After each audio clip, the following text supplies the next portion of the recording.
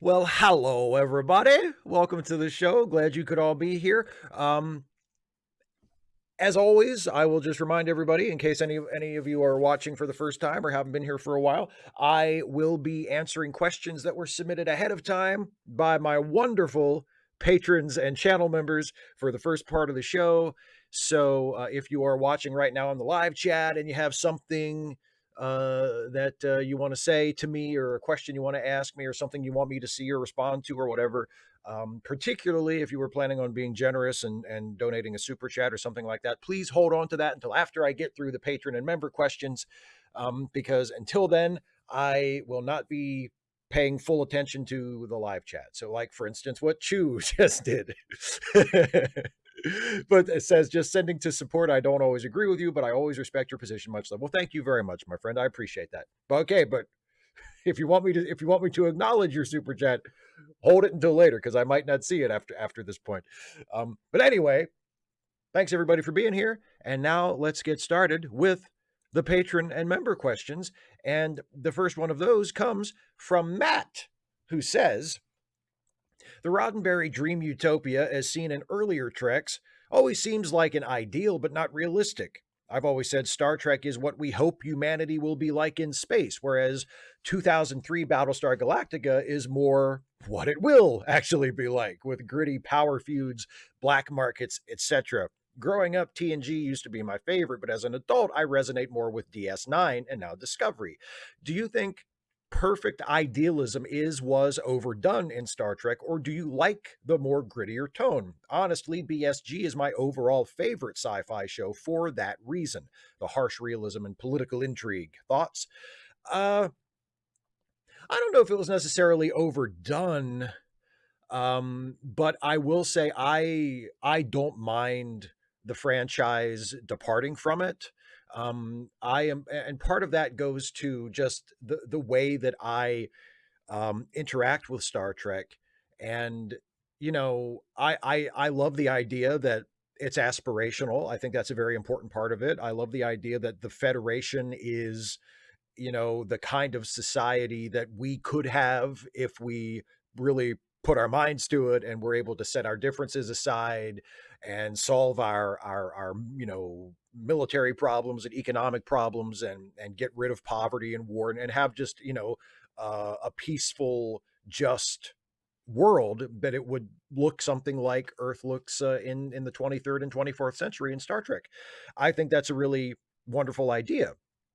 But I also think that it's fine for Star Trek to present institutions like the Federation and Starfleet in ways that highlight their imperfections and highlight that they are still human institutions, and flawed, and susceptible to being corrupted or being misused, or being manipulated by bad actors, or not living up to their principles. All of us, like, I think that is all completely fair game for Star Trek. I am not someone who generally complains when the newer shows show Starfleet or the Federation in a bad light.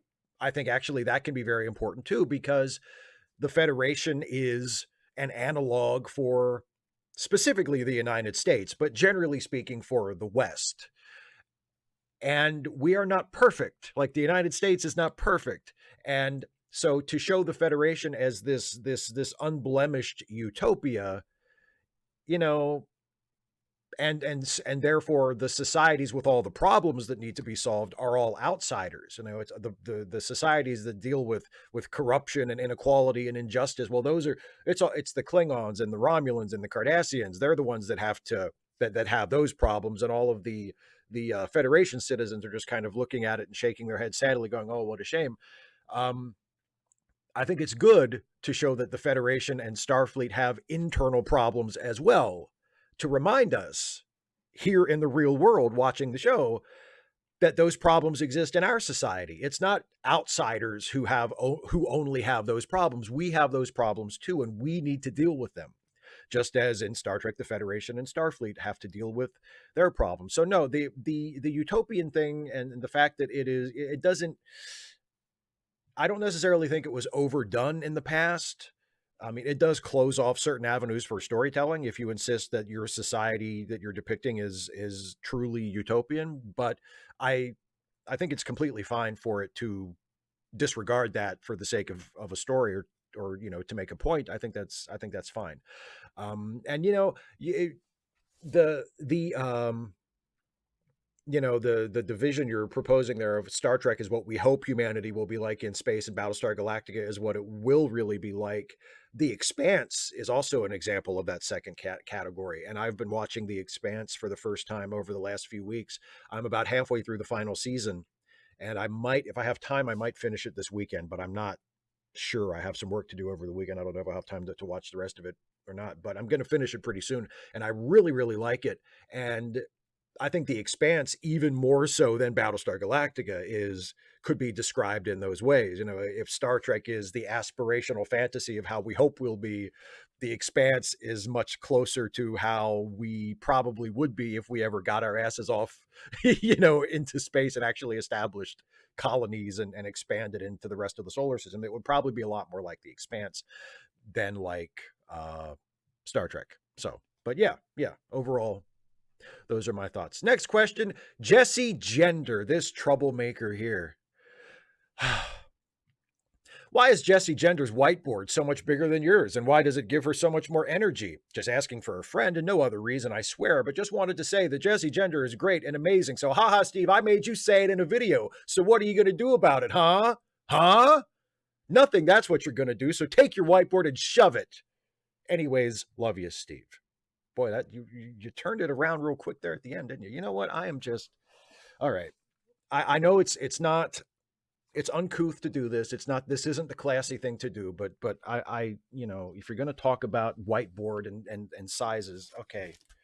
Look, right here. Okay. You see this? You see this? Look how big it is. Look how big it is. It can't even it fills up my portion of the screen. I can't even go back far enough so that people can see the whole thing at once. That's how big the whiteboard. Let me tell you something. Let me tell you something. I said this before, but I guess the message didn't come across. Never had any complaints as far as size. Not once have I ever had a complaint about my size. Okay, so it's not even anything that I'm remotely insecure about. I'm not even bothered by it. I just want the facts to be on the record as far as the size of the whiteboard. And I mean, it's not the size doesn't matter anyway. Everybody knows. Everybody knows. It's not the size of the whiteboard that counts. It's what you write on it. Okay. And honestly, you get a great big whiteboard. Some of these freaks with these gigantic whiteboards, like what can you even do with that? It's too big. It's too big. It's freakish. It puts people off, right? No, my whiteboard is fine. My whiteboard is fine, Jesse. My whiteboard is fine. Okay. And that's all I have to say about it. I feel like I've made my case.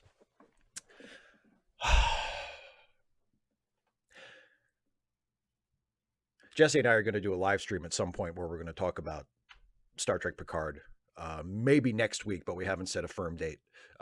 But just you know, since she's here and since she posted a question this time, we're going to do a show together at some point soon-ish, and we're going to talk about Star Trek Picard, and it'll be a lot of fun. I'm really looking forward to it, even though she constantly is throwing in her little digs about my whiteboard, which is completely fine. It's a good size. So, you know, take that as you will. Jason has a question. It says, hello, I have just become a member of your channel. Love the DS9 watch-alongs with Dana. Oh, thank you very much. Dana would be very happy to hear that. She couldn't join us in the chat tonight. She has a prior obligation she needs to take care of tonight, but I will pass that along. She will be very happy to know that. My question is, what would be your new Star Trek show? What would your new Star Trek show be about if given the chance to create one? Would you set it in the 25th or 32nd centuries? Actually, I've been asked this question a lot. I don't have a specific premise for a Star Trek show. I don't know what the show would be, but when you brought up where would I like to set it, I would like to set it in the late 23rd century, in the era of the original series movies, like somewhere between Wrath of Khan and Star Trek 6, like in that window. So I guess it would be like the 2280s into the 2290s would be somewhere in there. So I could use those red uniforms because the Wrath of Khan Star Trek movie uniforms with the red tunics and the belts and the, like those are my favorite Star Trek uniforms. So I would want the show to have those uniforms and that general aesthetic as far as like the bridge design for the ship, have the bridge and the interiors of the ship look kind of like the the bridge of the Enterprise A in Star Trek Six. Like lots of buttons and switches and very functional, and have the corridors be a little narrower, so it's kind of more of like a submarine feel, not claustrophobic, but not like big and spacious like the Enterprise D was on TNG or anything like that. Um, and I think I would want to just do a Star Trek show. Like I wouldn't, I would set it in the 23rd century in that era, but it wouldn't be full of references to like the movies or any other stuff. It would be all original characters, and it would be a crew on a ship embarking on an exploratory mission, like an old school Star Trek show. And it would be original stories with original characters, but set in that era. Uh, but as far as specifics, I don't really have anything. But if somebody like if Paramount Plus came to me and said, you can do any Star Trek show you want, boom, it would be something like that. And I think I've said before, I would love to cast Henry Simmons as the captain. But, as far as what his character would be or anything like that, I have no idea. But Henry Simmons would be my Star Trek captain.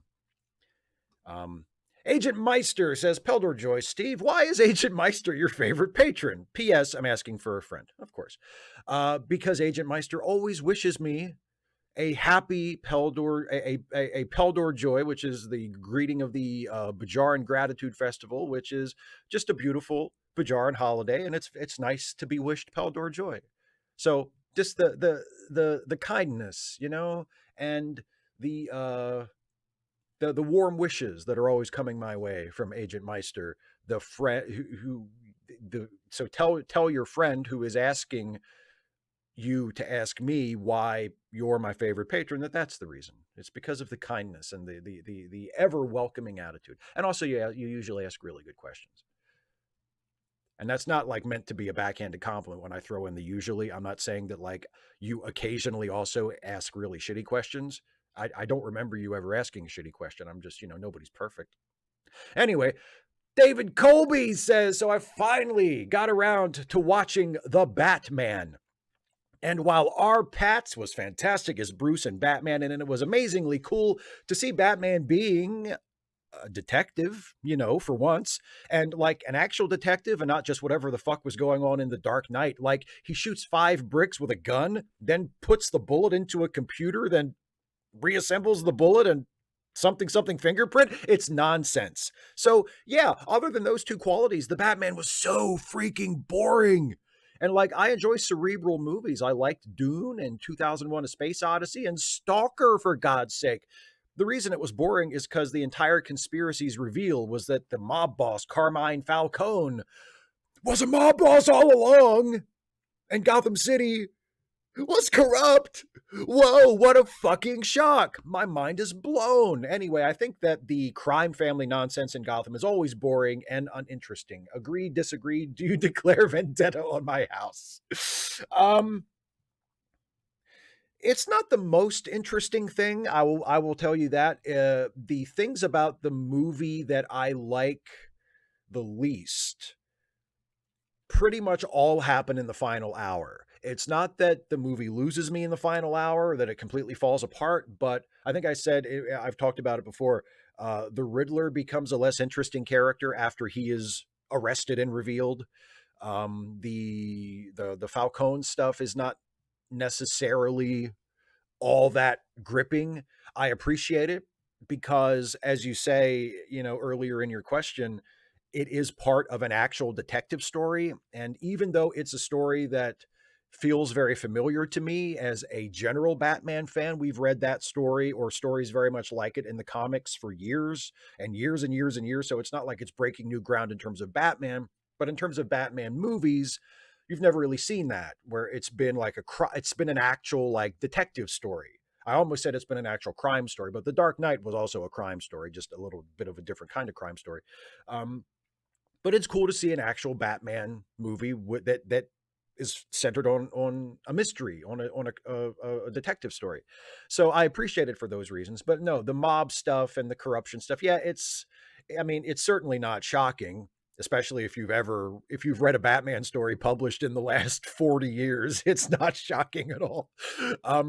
But yeah, the things that I appreciate about the movie are more than enough to lift it above its shortcomings. And I would certainly list the things that you're talking about there among its shortcomings. It's just that I don't think they are not nearly enough to drag the movie down in my estimation. I think it's the best, other than The Dark Knight. I think it's the best Batman movie I've ever seen. And there are certain aspects of it that I like more than anything from a Batman movie that I've ever seen. So, but yeah, I mean, I can see. I don't know if I would necessarily call it cerebral. I don't know how cerebral it is, but I take your meaning, and I agree with your. I agree with you in theory. I agree with you in principle, I guess. But it doesn't really drag down my overall opinion of the film.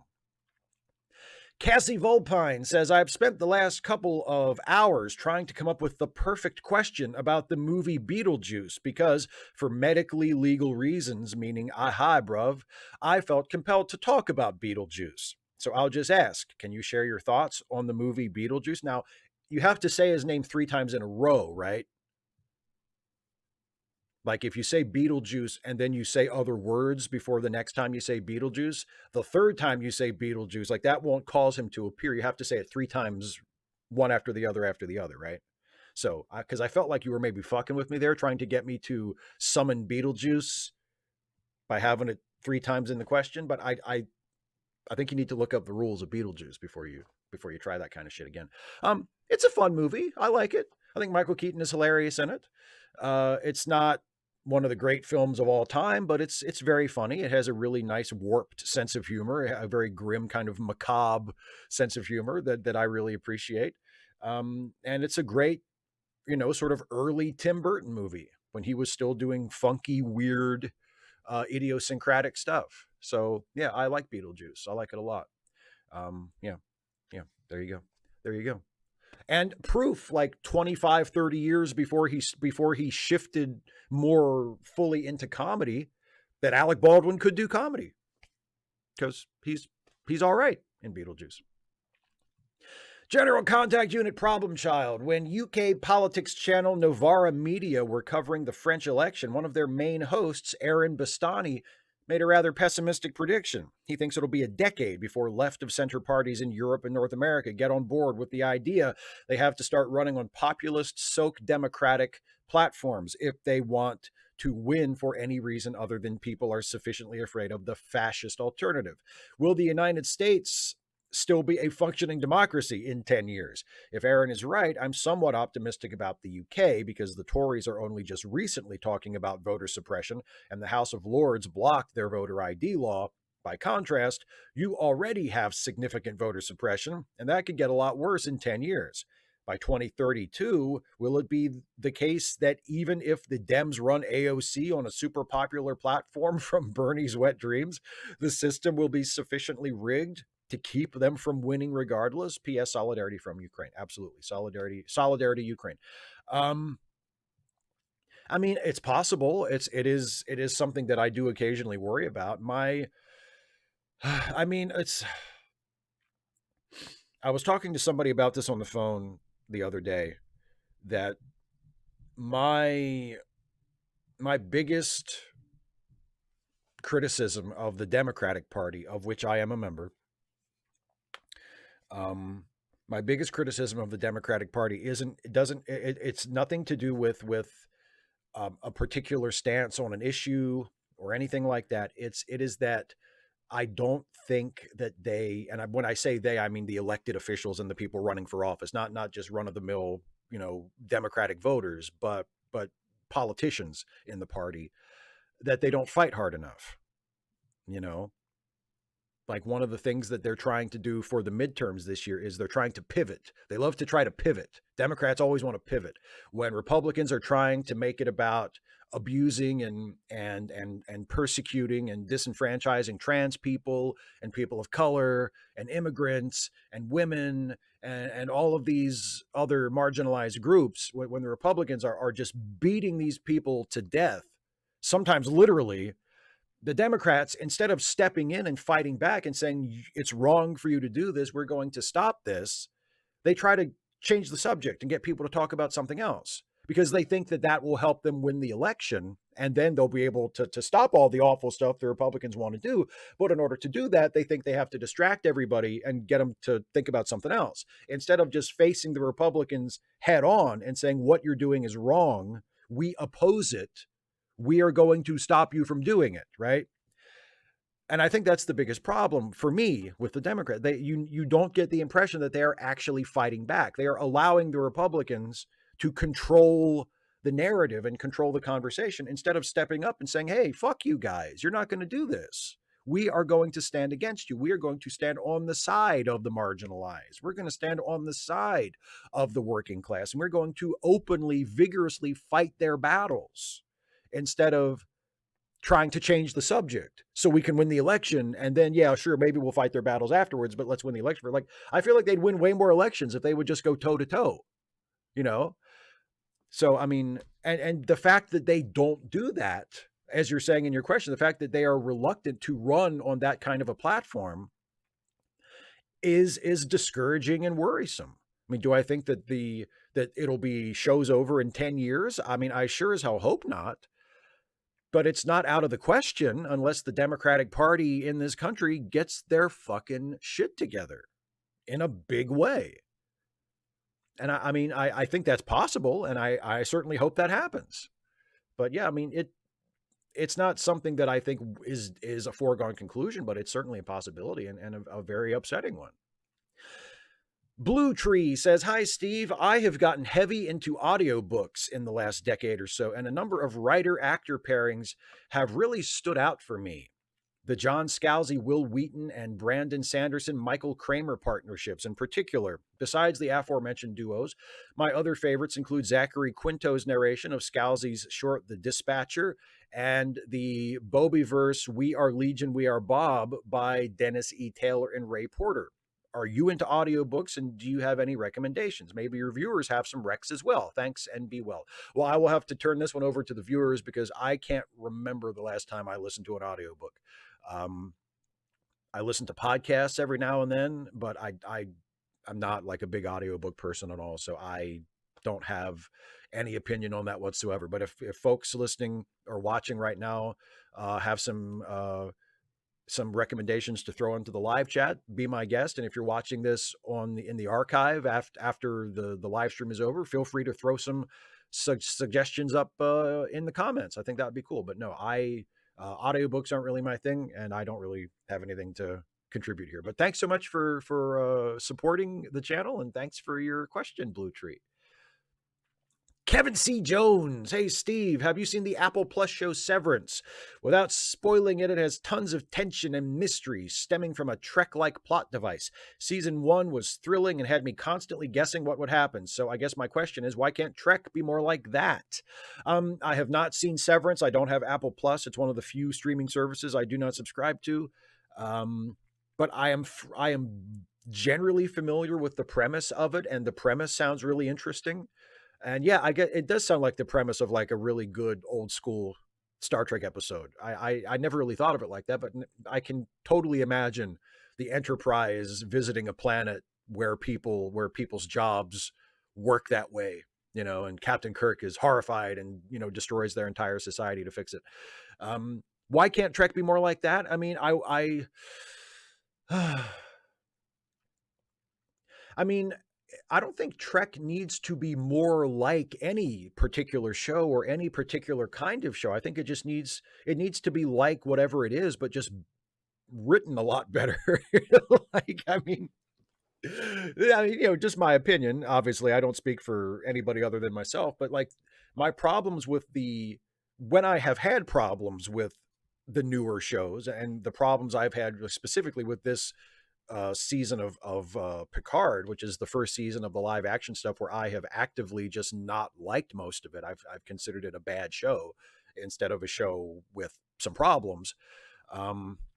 It has nothing to do with like the tone or the aesthetic or the acting or the story that I think they're trying to tell. it has to do with execution, with the fact that it just fundamentally fails as a piece of writing on really, really basic levels. You know, I feel like if they were able to effectively tell the story that if you squint and tilt your head and look at it, that it seems like they meant to tell when they came up with all this shit, then I think it would be fine. They've just completely blown the execution of it in some really stunning ways. So it's not so much that it needs to be, I mean, I guess would I like to see it be thrilling and keep me guessing? Well, I would like to see it make me invested in what happens next, whether it does it in the way that you say Severance does it or the way it does it in some other way. I would just like to see it pull me in. I think that's the big problem with Picard this season, and to a much lesser extent to the most recent season of Discovery, which pulled the nose up at the end and had a really quite good final episode of season 4, but kind of got dangerously close to running completely off the road there in the second half before they yanked it back in line for the most part. Yeah, just give me something I can invest in. Give me something that I care about what happens. That makes up for a lot of other problems. If you can get the audience invested, give me something that I can give a shit about. So I care what happens to these characters, or I care what happens next. Whether it's a mystery or thrilling, or that's great, but it's not the only option. Just give me something that I can care about. That's the most important thing. Glenn Helwig says, "Hey, Steve, hope you are doing well. Just watched your video, Everything I Know About Star Trek. I learned from watching Star Trek The Next Generation. I'll preface this by saying that I was 7 when TOS originally first aired. I have watched TOS through Enterprise when they initially aired. I've watched them streaming more times than I can count. I've absorbed everything I could possibly absorb about Star Trek, with the exception of Discovery and Picard. Don't care for either of those two series. Nothing wrong with anyone that does. I have taken so many Star Trek trivia online games that I can find, and I usually ace them, but I still come across facts about Star Trek that I didn't know. My question is, I created a trivia quiz online that is very tough. Was wondering if you would like to play it. If so, the link is, and there's the link. If you do play it, I would be interested in how you did. Okay, so if anybody else wants to play Glenn's trivia game, it is linked in the description of this video. So you can go find the link in the description and play it yourself, either now or later or whenever if you want. I played it earlier today, and Glenn, I will tell you, it's a 30-question quiz. I got 17 out of 30. So I did significantly worse on your quiz than I did on the trivia game I played in that video you referenced. So your congratulations on making a Star Trek trivia quiz that was, at least when I played it, a hell of a lot more difficult than the one that I played in the video. There were quite a few that I got wrong that after I saw the answer, I kind of punched myself and was like, oh, I should have known that. But there were also a couple that I got right that were just blind guesses that I honestly didn't know, and I was just taking a shot and I got it right. So in terms of how much actual knowledge I had of the answers of your quiz, 17 is actually a little bit generous, but no, really good quiz. Very, very tough. So my congratulations to you on making a really, really tough Star Trek trivia quiz. And again, if anybody else who's watching wants to play Glenn's quiz, it's linked in the description. I would highly recommend you check it out if you're a Star Trek trivia nerd. Stephen G. Clenard says, Steve, you're a DC Comics guy. Maybe you can help me with some questions that have been vexing me for some time. How do you think the Justice League observes Father's Day or Mother's Day? It seems like it would be an uncomfortable topic. Can you think of any major heroes with a good relationship with 2 living parents? And if today's orphan is tomorrow's superhero, doesn't it make sense from a strictly utilitarian perspective to murder the parent of particularly promising young people? Speaking of which, do you think this would make a good premise for a metahuman, the amazing angst-free, intact nuclear family man? A man with mighty powers, but who is motivated to neither heroics nor villainy due to a happy, healthy, uncomplicated childhood with 2 loving parents, growing up safely in the Southern California suburbs with good parks and public school systems before Prop 13 gutted municipal services funding. Thoughts? I mean, it's a good idea, but where's the conflict? I really like your idea of, there should be like a secret government agency in charge of making sure that the ranks of superheroes are continuously replenished. So whenever they find like a promising young person who they think could grow up to become a great superhero, they take out one of their parents, just to motivate them. And then they come back and check in a few years later. And if they're not far enough along down the path of the superhero, then they just pop the other one. And that usually does the trick. But yeah, no notes, no notes, except for the conflict thing. Andrew Priest says, so I've been following your Picard reviews, and I'm starting to get the impression you've been a tad disappointed with it. Up to now, I thought there weren't any seasons of Star Trek that you didn't like.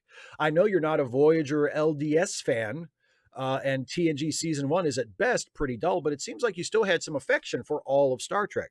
Is Picard the first you don't like, or am I underestimating the passion of your anti-Voyager stance? Well, I liked the first season of Picard more than I didn't like it. So I mean, as a show taken in its entirety, I can't say that, and I wouldn't say that I think Picard is a total loss, that I don't like it. And I have affection for it in that, I mean, I really do want it to be good. I'm not watching it every week rooting for it to be bad. I would love if the season finale next week turned out to be a fucking brilliant episode. I don't see how in the world that can happen, but if it did, that would be wonderful. I'm rooting for it. So, but no, it's not the first, it's certainly not the first Star Trek show or the first season of a Star Trek show that I have been disappointed in. Now, I do say that I think it is the worst season of a Star Trek show I've ever seen, for reasons I've gone into detail on in my reviews. And as I mentioned earlier in this stream, it's just so poorly written in such a fundamental way. Um, you know, like I was talking to Dana about it earlier this week, and I said it's like if it would be like if someone turned in a research paper, but like there was no thesis statement, there was no organization, there wasn't it was just it was lacking the basic things that would make it the thing that it's trying to be. That's the failure of the writing of Picard this season. Like it fails on the most fundamental levels, which is kind of startling to me because I sort of assumed that, at least those sorts of major problems would have been ironed out at the script stage before it got even to the point of, actual principal photography, let alone finished episodes that are being released to the public. So I would say I think the second season of Picard is the worst season of Star Trek, but it's certainly not the first Star Trek show that I have thought was not good. I mean, yeah, the first season of TNG, I think up until now, I would have said the first season of TNG is the worst season of a Star Trek show. Although season 7 of TNG is not great either. And I don't think there was ever a really great season of Voyager. Voyager was just kind of mediocrity, just like steady mediocrity for the entire 7 years with the occasional flash of brilliance. Right. But season 1 of Picard, I had a lot of affection for. I thought it was deeply flawed and frustrating in a lot of ways, especially pertaining to the pacing and the storytelling. But overall, I liked it more than I didn't like it, and I appreciated the things that it was able to accomplish creatively. So I wouldn't say Picard is the first. I wouldn't say that I don't like the series overall or that I have no affection for it. Just that this current second season has been quite bad. So yeah. Stephen Sutton says, no question this week, just a warm and sincere happy Ed Balls Day to one and all. Hope you are all celebrating it with loved ones. Thank you, Stephen. Happy Ed Balls Day, everyone. Social Justice Alchemy. Why is LinkedIn? I mean, I think it must be like a nepotism thing. I think Linked knows somebody who knows somebody, and that's why Linked is in. Because otherwise, I don't think Linked would be in. I think Linked would definitely be out because I don't know what Linked really brings to the table other than those presumable, connections to someone else who is in. I think it's because LinkedIn is linked up. That's why linked is in, because linked is linked up. That's why linked is in, is what I meant to say.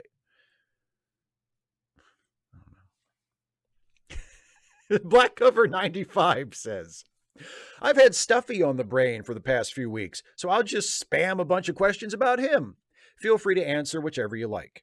Does a character being retired mean you'll not even answer questions about them? No, I would answer questions about retired characters as much as I was able or felt comfortable talking about it. Yeah, I would. You can ask me a question about a retired character and I'll answer it. I know Stuffy has high emotional intelligence, but what about his IQ? Is he average, slightly more, genius?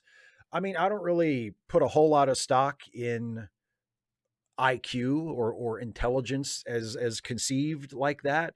But having said that, Stuffy definitely isn't a genius. I would say he would probably be generally considered of above average intelligence, but certainly not a genius. Will that shit-stained sea lion be back? I have an idea for Joff the sea lion to come back at some point. Yes, I don't think it will be. It will not be in the season that Dana and I are currently writing. But Joff, I have an idea for Joff to come back at some point. So yes, he will probably be back eventually, but not in the upcoming new season. Whenever we finally do that, which who knows. What would Stuffy be like as an Iconian? Note, I'm only up to episode 90 something. This would be the Iconians from Star Trek that we sort of repurposed for the Ensign's log, like Spot. Spot was an Iconian as reckoned by us in our show. Stuffy, he certainly would have a lot less blood on his hands. But then again, I think pretty much everybody has less blood on their hands or paws, as it were, than Spot. I think Stuffy, he would use the Iconian technology for something benevolent, I'm sure. Will the wizard ever grant Stuffy courage? Oh, now Stuffy's plenty brave. Don't you go besmirching Stuffy's courage. He's quite a courageous dog, I think. And last one, how do your parents feel about you using your childhood toy for socio-political commentary? Honestly, it has never come up. I have never spoken to my parents about Stuffy. They have never asked. As far as I know, they are not even aware of it. I have no idea. And I don't think they would really care one way or the other. I don't think my parents would object to it, but I don't think they would be, particularly interested in it. So no, but no, they, as far as I know, they have no feelings of any kind about it because I've never talked to them about it. And to the best of my knowledge, they aren't even aware of it. Scott P. Hey, Steve, I was recently thinking of what elements make Star Wars great and came to the conclusion that John Williams has done a lot of heavy lifting. Without his iconic score, it's my opinion that Star Wars, while still successful, would never have reached the heights it has today. The piece he wrote for the asteroid belt chase in Empire might be one of the best accompaniments to an action sequence in all of film history. So my question to you is, what are some great moments in film or TV that were greatly enhanced by the soundtrack? It can be original music made just for that moment or licensed music from a band or musician. An example of the latter for me would be the use of Bobby Blue by Badfinger in the final scene of Breaking Bad, lyrically and tonally perfect for the moment and the show overall. Thoughts? Well, yeah, I mean, there are some of my favorite movie scores are like that they just elevate the entire thing.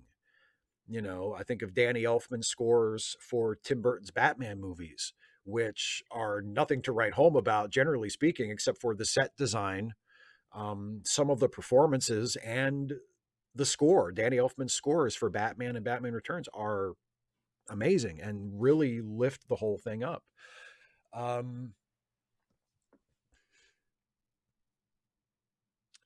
I mean, what's the Swan Lake in 2001: A Space Odyssey? Or no, not Swan Lake, the Blue Danube. The Blue Danube in 2001: A Space Odyssey during the first space plane docking sequence is like it changes that entire scene. It turns a scene of a spaceship docking with a space station into a ballet. it's remarkable how transformative that piece of music is to that scene. It's one of the best uses of a piece of music I've ever seen in a film. The way Coppola uses music in Apocalypse Now, similarly is fantastic. For a recent example, the way that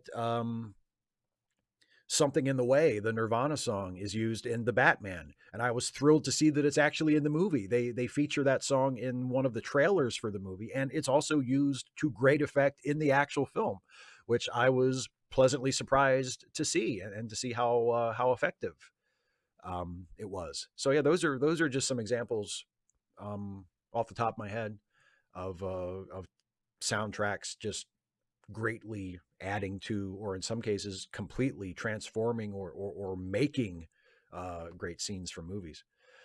Here's a question from Dana, who says, "It looks like I won't be able to be there for this week's Ask Away live stream, Steve. Have you ever missed out on something that you had been looking forward to?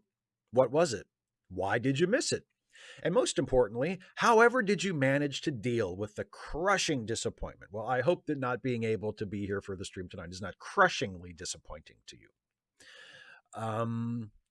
Yeah, there are a couple examples I can think of. When I was about maybe 9 or 10, I was supposed to go to an event at the Goddard Space Flight Center. And it was like a field trip kind of thing organized by the local planetarium. And I was going to go, my dad and I were going to go, and we got to the planetarium parking lot, and like everything was set to go. Like we were going to get on the bus and everything, but it was canceled at the last minute. I'm not sure what the problem was, if it was like a weather thing, or if the program we were going there to take part in had been canceled. Or I'm not sure what the exact reason was. That has been lost to the fog of my memory, but that was really disappointing. Yeah, because I was like a space nut, and going to the Goddard Space Flight Center, like that was a big deal to me, and I didn't get to go. I think we went to a not too long after that, we went to an air show at Andrews Air Force Base, and that kind of made up for it. And there were a couple other times or things like that when I was a kid where we would go like to some aviation or space related thing that kind of made up for it. But that was one. I remember in 2001, Dana, you and I had planned to go to the Toronto Film Festival, and then 9/11 happened and we didn't go. That was a little disappointing. I mean, what with 9/11 and all, I don't think the disappointment of not going to the Toronto Film Festival was really foremost on our minds. but looking back, I kind of think, oh, it would have been nice to go to that, Oh well. But yeah, those are some that just kind of pop into my mind. Oh, I remember when I was, let's see, I would have been 10 years old. I had planned to go over to my neighbor's house to watch a wrestling pay-per-view, because it was SummerSlam 1990 with the double main event where it was the Ultimate Warrior defending the WWF title against Ravishing Rick Rude in a steel cage, and then the other half was Hulk Hogan coming back from his career-threatening injury to fight the Earthquake. And it was SummerSlam 1990, and my neighbors always got the wrestling pay-per-views, so I would always go over to their house to watch wrestling pay-per-views. And I was going to go over and watch SummerSlam, but my neighbor's little boy had the measles, and my mom didn't want me to go over there because she didn't want me to catch the measles, and so I didn't get to go and watch SummerSlam, and I was really upset about that, because I was a Hulkamaniac at the time. I didn't know what a piece of shit Hulk Hogan was in real life yet. So I was a huge Hulkamaniac, and I really wanted to see Hogan versus Earthquake, and I didn't get they taped it, and I got to see it like the next day. Like they let me borrow the tape. So it wasn't actually that big of a deal, but at the time, oh, it was devastating. So that's another one. Some random geek whose friend is having an emergency. I am just going to copy and paste Joanna Roberts' latest begging bowl here, which follows. So for the appointment for my medical MJ card, the earliest I had was May 1st. The only way to get there is a taxi service, which charges $400. The county took my kiddo in part because my weed use is concerning until I get the medical card. I have fibro and lupus and migraines and CPTSD and several other qualifying conditions. But if you live in Minnesota, you know how shit our medical program is and how constrictive it is. So this is basically a hostage fee on my son. If anyone can help with anything at all, the info is below. Thank you in advance for even reading this over or passing the post along. This isn't even what I need for food for the rest of the month, just for this one ride. PayPal.me/Saphira Joe, Cash App Saphira Joe. I've already given her $200. She needs 200 more by Saturday night and then needs more for basic living. Can you ask your followers to help if they can? Consider them asked.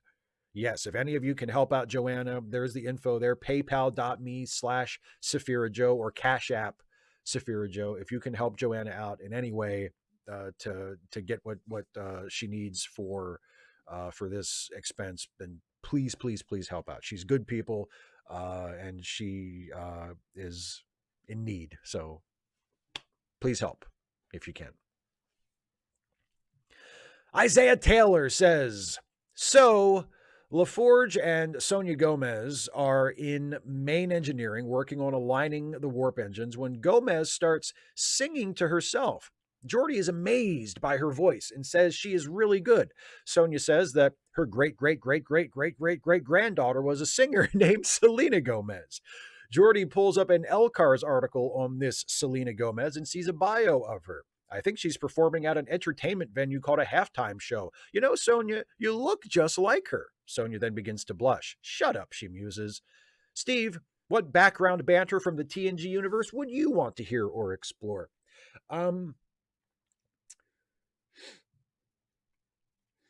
I would love to hear more of Geordi and Worf's small talk from season 1 when they are basically like the gophers on the ship. They're like the low-ranking junior officers who just kind of do whatever somebody needs to be doing in the episode when shit goes wrong. So have them, just tinkering about in some computer core or some auxiliary maintenance room or something, and they're just shooting the shit about whatever. Worf says some shocking Klingon thing. Like Geordi will say, like, oh boy, this reminds me of when I was on the soccer team in school and I fell and broke my ankle. And then Worf could be like, in the Klingon culture, if someone falls and breaks their ankle, we kill them immediately or something like that. I don't know. But just early young Worf Geordi banter from when the show was bad and they were still figuring out who everybody was, because then who knows what they would say. They could say absolutely anything. There's no telling what would come out of either one of their mouths. And you don't have to take my word for it. Joe McClory says, you had a take on Twitter on the death of Jason Todd. You wished he had stayed dead. It's just a better story that way. I don't just disagree. I think you are as close to objectively wrong as subjective opinion can be. Todd's death was a thing that hung over Batman, failing to save him, being responsible for his death by getting him involved, and for all of the times he decided to not kill the Joker. But it was mostly left as subtext and not often addressed, and even less often seriously reckoned with, until in the lead up to bringing Todd back, when the story began to haunt Batman with memories of those failures, and even having Clayface kidnap Robin in a likeness of Todd. And then there was the story of the Red Hood itself having Batman truly confront Jason, the boy he let die because he refuses to kill, to tell him to his face why he didn't kill the Joker. Death in the Family is stronger with this context that DC is likely to have never added if Jason stayed dead. Care to rebut? Yeah, so Jason staying dead is better for Batman and is better for the Joker. You're right. It is something that hangs over Batman's head. It is a terrible failure on Batman's part, and an example of how his principles can sometimes cost him. The fact that he does refuse to kill people and has not killed the Joker, that you can view that as Batman being indirectly responsible for Jason's death. And the impact of that is lost somewhat if Jason is no longer dead. I mean, I'm actually fine with it being subtext for the most part. I'm fine with it being a thing in Batman's past that is there, that we all know is there, that we know Batman knows is there, that doesn't need to come up all that often, but can come up when you need it to. Like, for instance, if Tim as Robin is threatened, or, is doing something dangerous, or Batman has some decision to make regarding, to let Tim do a thing or not do a thing, or to help him or not to help him. You have that knowledge of what happened to Jason that informs that, and adds weight to that. And again, I mean, it doesn't completely go away if you bring Jason back, but it really loses a lot of impact.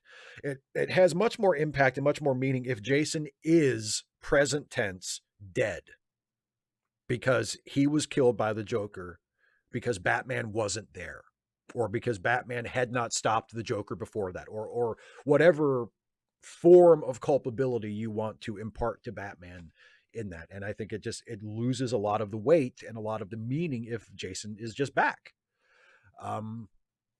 And it makes the Joker better, because one of the most awful things the Joker ever did was kill Robin. Now, the Joker has killed lots of people over the years in lots of different stories, but most of them, almost all of them, have just been faceless people, or people that were invented for the sake of that story so the Joker could kill them.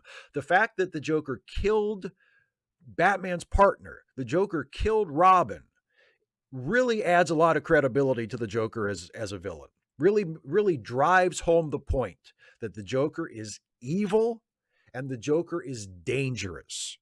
How do we know the Joker is dangerous? Because he killed some red shirts? No, because he killed fucking Robin.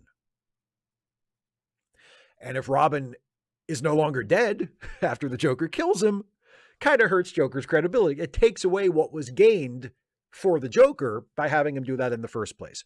So those are my big reasons why I think it's better for the story that Jason stays dead. And there's also the fact that I'm all for the Bat family. I like having Batman have allies around him. I love Robin. I love Nightwing. I love Batgirl and the sort of whole Bat family thing. But I also believe that there have been way too many Robins.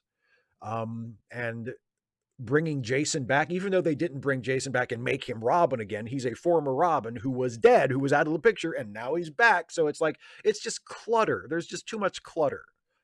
I like having a Bat team, a Bat family, but it should be maybe 3 people in addition to, sort of other related characters like Alfred and Commissioner Gordon and stuff like that. I mean, I figure Batman, Robin, Nightwing, and Batgirl, some form of Batgirl or Oracle, Barbara Gordon in there doing something. That's a pretty good Bat family for me. Maybe have some characters a little further removed, like Spoiler, Stephanie Brown from my day when I was reading comics in the 90s, have Spoiler running around doing something. Who's not, maybe not an official, like, inside made member of the Bat family, but out there doing stuff and kind of an ally, but too many Robins, including Jason. Like, Jason served his purpose. He should stay dead. Leaving him dead makes Batman better, makes the Joker better, makes the whole thing better. So there you go. That's my rebuttal. Siamak, who says time is a construct by which he will not be bound. Good day, Steve. I hope all is well in the world of Shives. I imagine this has been asked before, but as someone who is well-versed in world affairs, but hasn't particularly traveled that much, if money and time wasn't an issue, what international city, country would you like to visit and experience, and why? Food, culture, activities.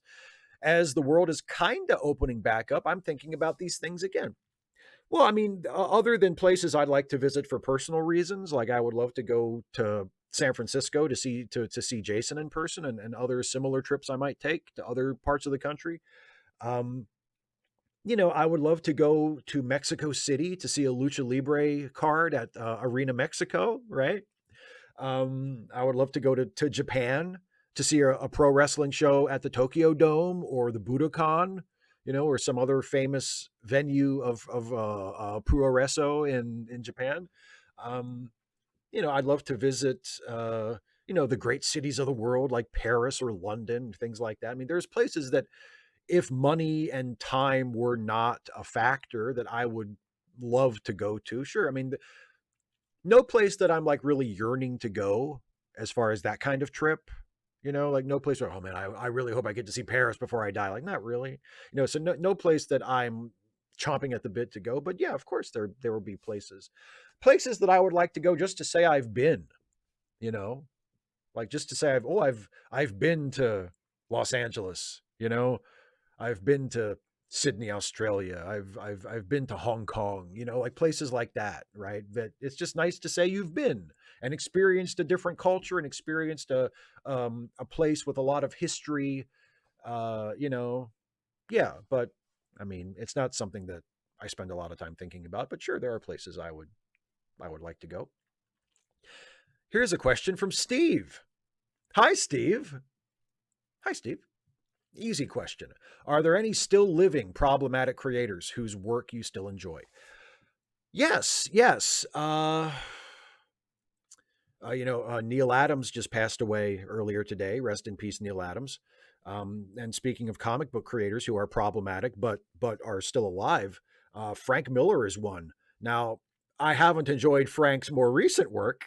I don't think his work in the last maybe say 10 or 15 years or so, or shit, probably even 20 years if we're being honest, because when did Dark Knight Strikes Back or Dark Knight Strikes Again come out? Like 2000, 2001, something like that.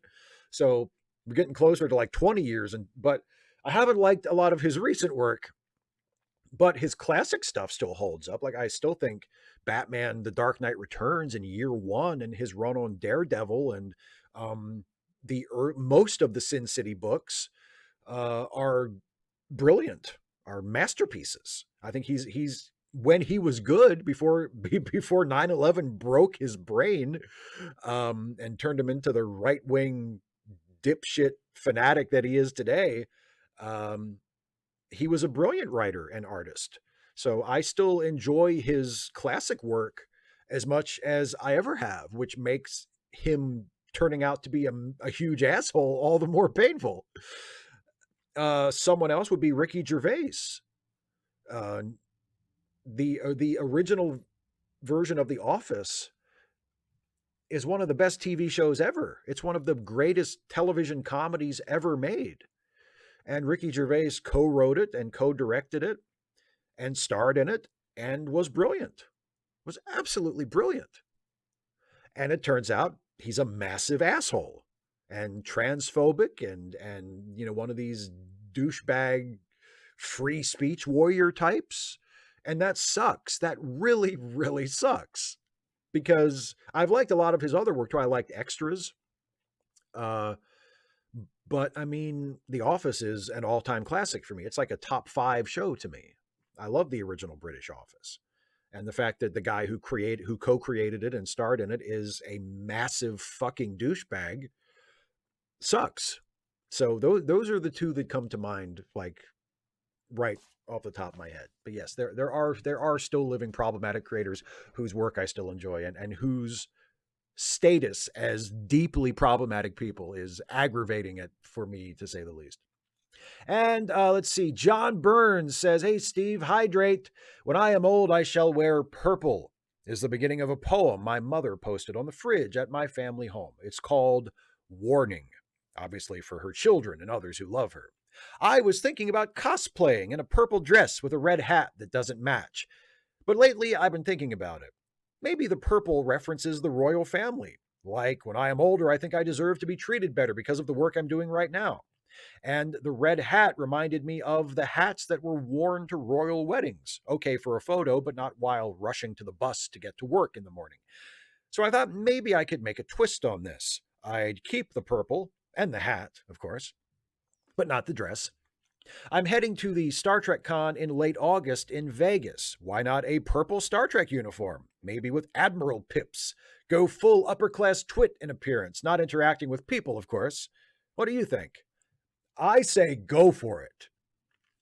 I say go for upper-class twit, purple-clad Starfleet Admiral. That sounds tremendous. Purple is a very underrepresented color in Starfleet uniforms. I don't know if purple has ever been regularly used. as like a division color or a standard uniform color. So I would love to see a purple Star Trek uniform, and the idea of you sort of gliding through a convention with a holier than thou stuck up attitude, like you're, you know, this stuck up arrogant Starfleet admiral who dresses in purple, even though that's not even an official uniform color, because you think you're just that awesome and you deserve it. And purple is your color, god damn it, and that's what you're going to wear. I think that's a great idea. I second that motion. And finally, last question from Russell, who says, "Good afternoon, Steve. I think I'm going to chat about NYPD Blue today. I am actually still in season 6, but I stopped chatting about it since season 3 anyways.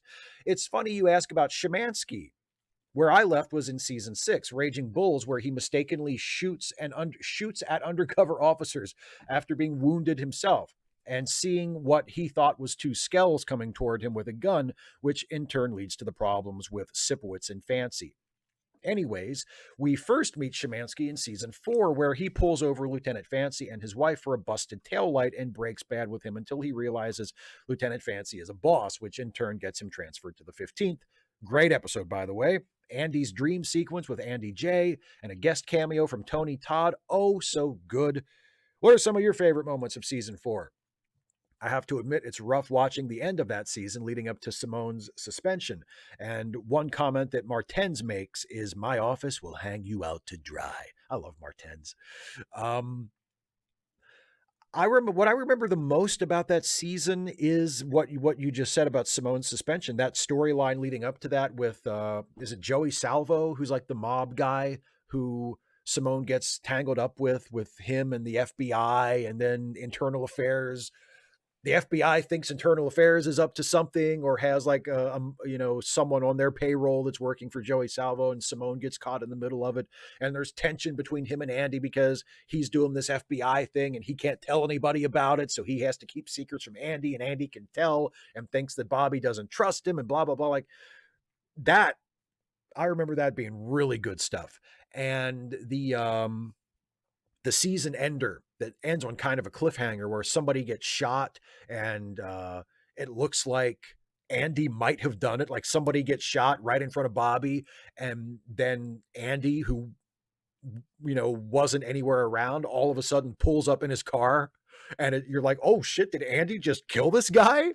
And then drives away. And like, that's the end of the season. You don't see what happens until after the summer. You have to wait 3 months to see what happens. Did Andy kill that guy? What's going to happen to Bobby? What the fuck? That was incredible. So that's what I remember the most from season 4. That storyline with Bobby and Joey Salvo leading up to that. And then that's absolutely smashing cliffhanger ending. That was fantastic. Yeah, good show. Real good season. All right, that is it for the patron and member questions. I turn my attention now to the live chat. Let's see what everybody has to say in the live chat. I hope everybody is enjoying the show and having a good time. Now is the time, if you have questions or comments for me in the live chat, to drop them in.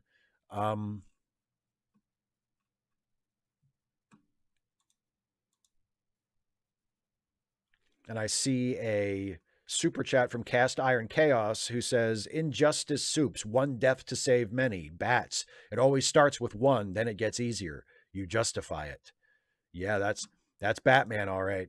And Isaiah, Sinister Intelligence, I didn't see your super chat, but I will scroll up and see if I can find it. Here it is.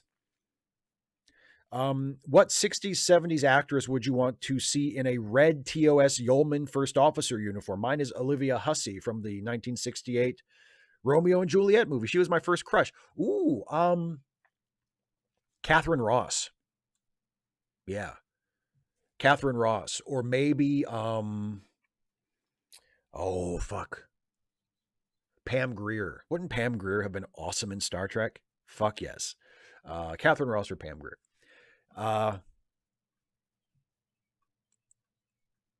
Thank you, Some Random Geek. I think I got all the super chats that have been submitted. But if I missed any, holler at me. Radical Bacon says, "Steve, do I have a favorite ramen?" I don't really. No, I don't have a favorite ramen dish. No. Um, and yeah, yeah, cast iron chaos. That is, because it's a very Batman thing to say. Batman in most versions of him is kind of absolutist in his thinking. You know, I mean, even the Adam West Batman that's played for a laugh, like he's very rigid and absolutist in his thinking. You know, and I feel like that's a trait that is more or less carried through to the many different versions of Batman. You know, so he's absolutist in his thinking, but he can get past it, right? Like he can change his mind. It's not something he has to sort of be brought up to it, you know. But he can change his mind. But naturally, he's very sort of, you know, this is the way it is. This is the right path. This is what you should do. This is what I should do. Boom. That's kind of how he sees the world. So I think that is a very Batman explanation of not killing the Joker. Um, Steve Rigatoni says, "What subject did you teach?" I was never actually a teacher, so I never taught anything. If I had been a teacher, I would have wanted to be an English teacher, but I've never been a teacher. Um, and Steve also asks, if you were to do a drastic career change into something else, what direction would you go? I mean, I would probably want to keep doing something, you know, like I maybe see this wouldn't be a drastic career change. If I couldn't do YouTube stuff anymore, if I couldn't make a living at it, I would maybe at first try to explore a way of doing things like I do now, but in a more professional way, like try to get into like videography or screenwriting or you know, editing or something like that in a way that I could work like as a proper job at it.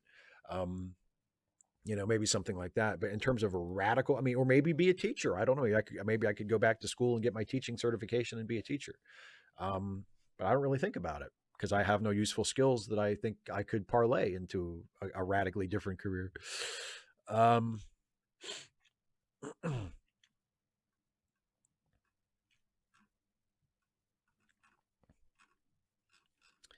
Let me see. 25 AD says, "Do you believe the Democrats want to do progressive stuff but are afraid to?" Your answer to my question kind of implied that, and I think it's a bit naive. I don't think no, I think there are a lot of Democrats who do want to do progressive stuff, but are either afraid to or are too fatalistic to try, or are afraid that if they try too hard or lead too far with it, that it will cost them electorally. Um, you know, and I mean, as far as me being naive, I don't think that they like. I don't think Nancy Pelosi, for instance, if Nancy Pelosi were given a total political green light to do whatever she wanted, I don't think she would want to do as. I don't think she would be as progressive as I would like her to be. But I think for the most part, she would want to do things that would help. You know, would she want to do enough things? Probably not. Would Joe Biden want to do enough things? Probably not. But I think the things that he and she and the rest of them would want to do would be good things that would make things better. Um, so I don't think that is necessarily the problem so much as them not fighting hard enough for the things that they want to do or, you know, think should be done. Super chat from Intergalactic Classics. "You seem lonely. Would you like me to come to your house, hang out on your couch, drink your Steve Weisers, and listen to your Ben Folds records? Please do not come to my house. The last thing I want is people in my house. I love having my house to myself. So I appreciate and actually, and I have no Steve Weisers. I don't have alcohol in the house. Um, I don't have Ben Folds records. It's all digital. so so you couldn't do that. And you're not welcome in my house. But thank you very much for the very sweet, thoughtful offer. I do appreciate the offer, but it is not necessary, nor is it particularly welcome. But it's the thought that counts. So thank you for the very nice thought. Um,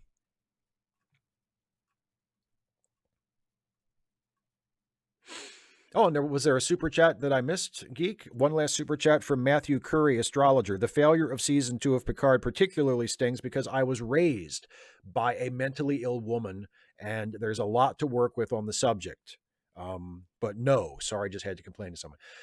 Yeah, I mean, like I say, I think I said this before on a stream, or maybe in one of my review videos. Like, I can't speak from personal experience as far as that goes. I have never dealt with mental illness like that on my own. I have never had like a family member who had mental illness like Picard's mother is depicted as having. So I can't speak to personal experience on that, but it doesn't seem like that was handled very well, you know? And it feels like if that's a direction they wanted to go this season, that maybe it should have been a bigger deal, you know, instead of just like a thing that Picard thinks about every once in a while and then gets a lot of time in the second to last episode, but doesn't really seem like it connects to anything. It's just like, oh, by the way, here's this thing that Picard's been really sad about all these years, by the way. It's his mom, or his mom was, was really sick. Like, it doesn't feel like it was handled very well. Um,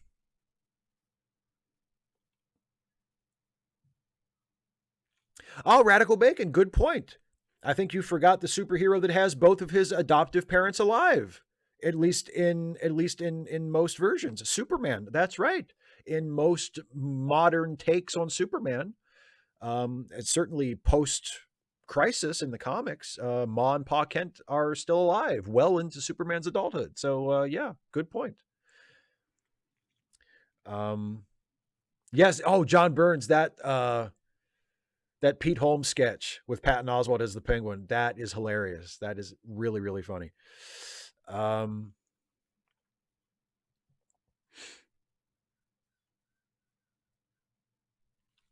255 AD, I think you're right. They are not the same thing. Dems don't fight enough, did I mean they don't push progressive policies enough, or they don't oppose fascist policies enough?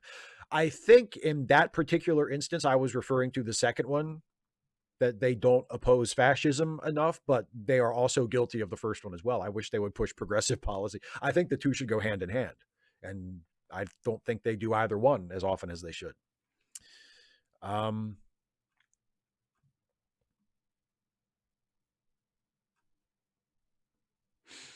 Steve Rigatone says Chaos on the Bridge was an incredible look into early TNG. Do you think Picard will eventually deserve such a treatment? There's got to be a reason.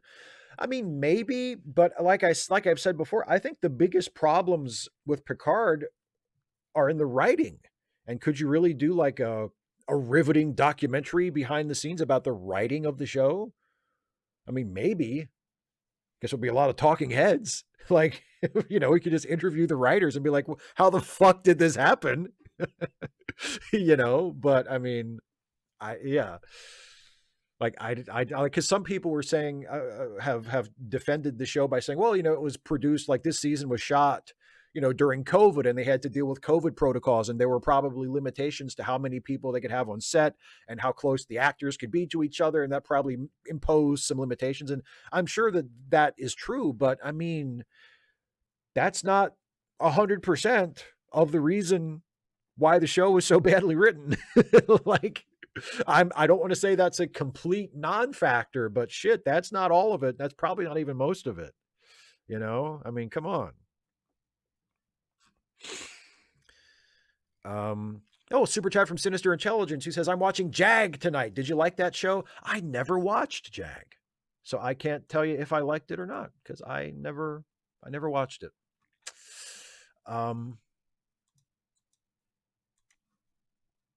Although I can't think of his name now, but the guy who David something, the guy who plays the lead in Jag, what's his name? Fuck. David something something. But in the 90s, I used to think he would have been a good Batman. He was also in the 1990s syndicated version of The Untouchables, I think.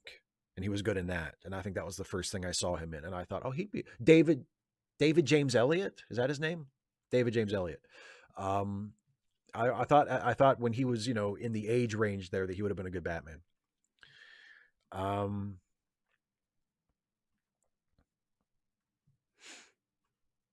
Turok 2011. Did I hear that right? Major party at Steve's house? You did not hear that right.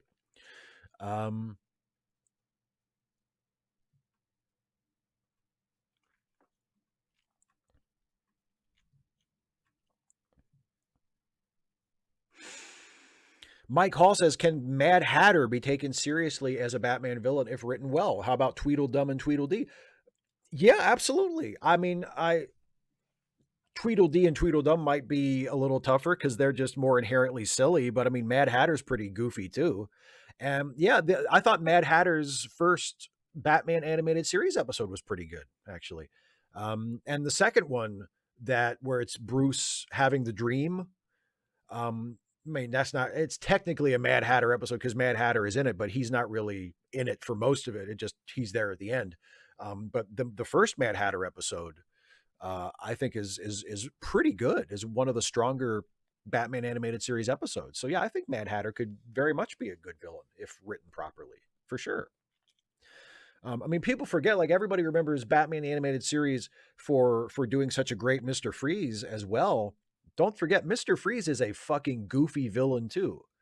So if you can take a goofy villain, and I mean, assuming you want them to be taken seriously, like if that is your goal, to take the goofy villain and put them in a serious story, if you can find an emotional core that feels real and resonates with people, then yeah, you know, if they can do it with Mr. Freeze, they can do it with the Mad Hatter. I'm sure they could do it with Tweedledee and Tweedledum as well. You just need to find an emotional core that feels true, you know, and then yeah, absolutely, you can do that. Radical Bacon says, should the Democrats just embrace what the Republicans say about them and actually turn socialist? I would love it if that would happen. I would love it if they would take all of these proposals that Republicans keep throwing out there sarcastically and say, actually, that sounds like a good idea. Let's try that. You know? Homebody says, when are we getting a Loki, I mean Elon video? As soon as I can think of something to say, other than why are we, other than the fact that he has all this money, why does anybody take this fucking clown seriously? Like this, the cult of Elon Musk, it really shows how much being rich will buy you in the minds of people. Because other than the fact that he has a fuck ton of money, there is nothing remotely remarkable about Elon Musk at all. He seems like the biggest fucking con man fraud on the world stage today. He has somehow convinced people that he is the real life Tony Stark when he is nothing of the kind.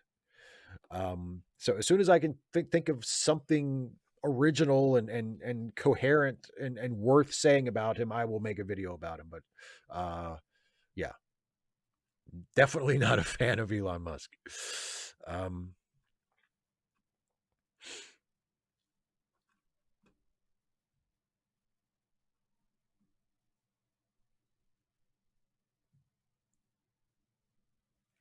255 AD says, are you aware the red uniform stayed in use until around 2350? So if you like those uniforms, you don't have to stick to the movie era. Oh, I know. You see them in flashbacks and stuff in TNG, and they were used, you know, for a long time. But I really like that TOS movie era. I think the uniforms are a big part of it, but like I said, I like the aesthetic they established for the ships too. So it would probably be late 23rd century if I did a Star Trek show, and that bit was up to me to decide.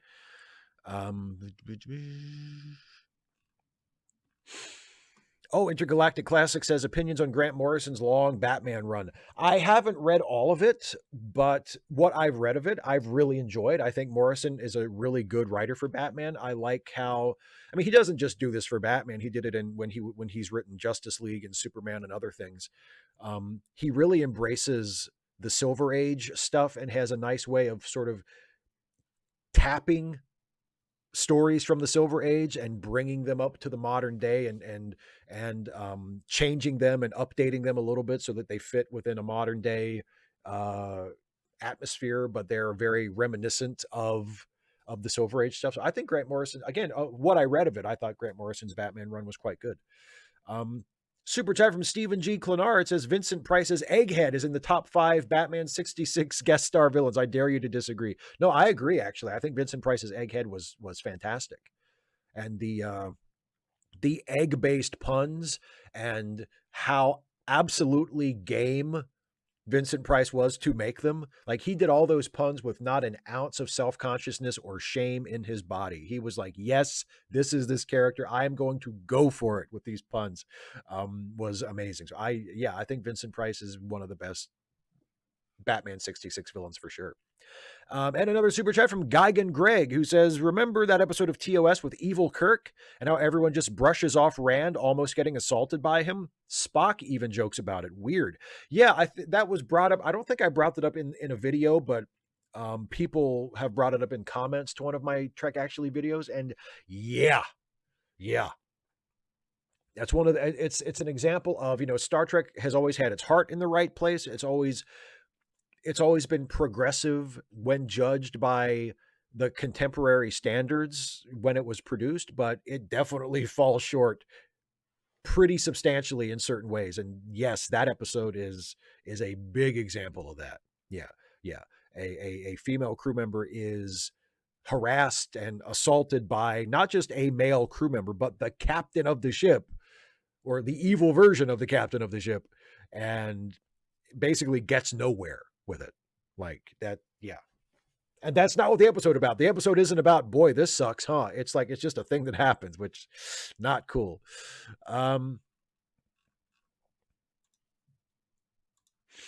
Super chat from Sinister Intelligence. He says, I've never understood it either. What's more offensive is that he has been described as an example of someone with autism.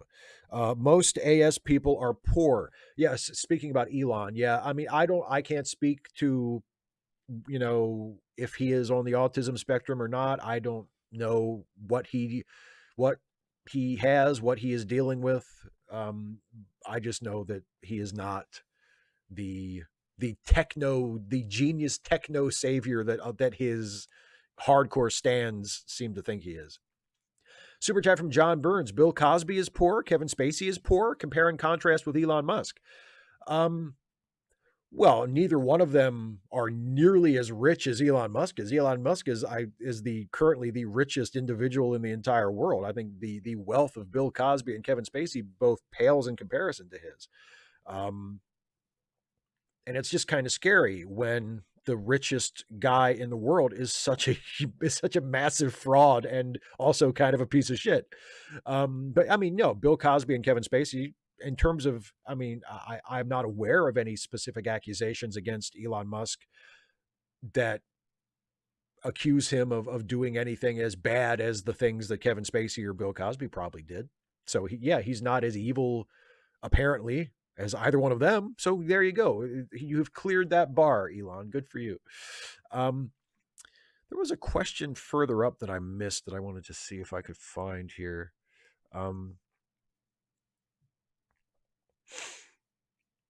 C-Mac asks, did Alex Kurtzman find me and punch me in the eye? Yeah, I did get hit in the eye, didn't I? Is it this one? It doesn't really, Alex Kurtzman couldn't take me in a fight. Please. No disrespect to Alex, because I am not an anti-Alex Kurtzman guy at all, although he will one day have to answer for the Transformers movies. But, this is not that day. That reckoning is coming. Just not yet. But as far as his Star Trek stuff, I have nothing against him. Oh, this is it. Sinister Intelligence asks, have I ever seen Gettysburg? Yes, I have. Gettysburg. Oh, God. Despite the fact that it has an awful lot of like lost cause, Confederacy apologetics and Confederacy romanticizing in it, which not a big fan of that. But if you can get past that, Gettysburg is a very good movie. I like Gettysburg a lot. It's just it's a wee bit sympathetic to the South for my taste. But other than that, I think Gettysburg is a very fine movie indeed.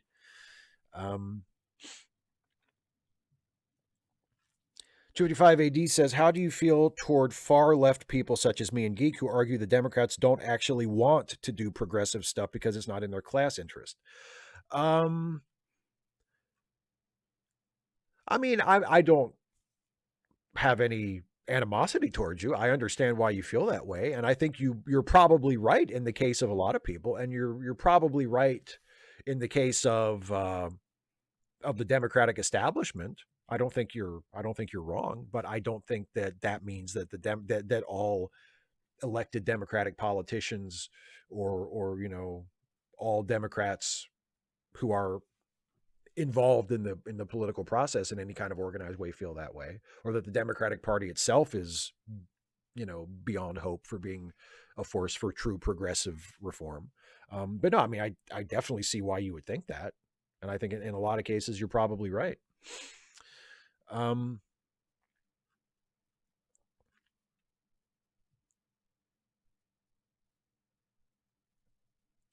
25580 also says you like the look of 80s movie Trek, but if you were doing a show set in that era, wouldn't you have to update the aesthetic a bit just so it doesn't look old-fashioned and silly? Well, yeah, sure, I would have to update it.